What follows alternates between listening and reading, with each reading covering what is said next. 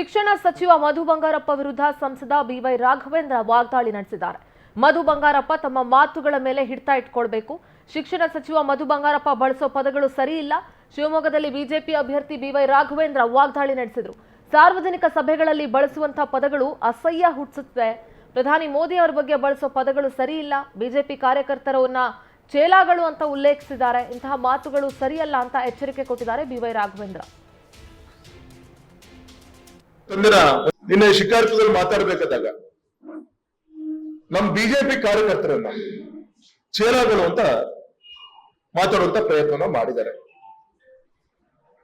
ನಮಗೆ ಆರೋಗ್ಯ ಅಂತ ಮಾತಾಡುವಂತ ಸಂಸ್ಕೃತಿ ನಮ್ಮ ಸಂಘಟನೆ ನಮ್ಗೆ ಯಾರು ಕೊಟ್ಟಿಲ್ಲ. ಆದ್ರೆ ಇದೇ ಚೇಲಾಗಳು ನೀವೇನ್ ಹೇಳ್ತಾ ಇದೀರಿ ಪದ ನಮ್ಮ ಪಕ್ಷದ ಕಾರ್ಯಕರ್ತರಿಗೆ, ಇದೇ ಕಾರ್ಯಕರ್ತನ ನೀವು ತಂದಿರ ಒಂದ್ಸತಿ ಲೋಕಸಭಾ ಚುನಾವಣೆಯಲ್ಲಿ ಶಕ್ತಿಯಾಗಿ ನಿಂತ್ಕೊಂಡು ಕೆಲಸ ಮಾಡಿದ್ದು. ತಾವು ಕೂಡ ಬಿಜೆಪಿ ಒಮ್ಮೆ ಸ್ಪರ್ಧೆ ಮಾಡಿದ್ರಲ್ಲ.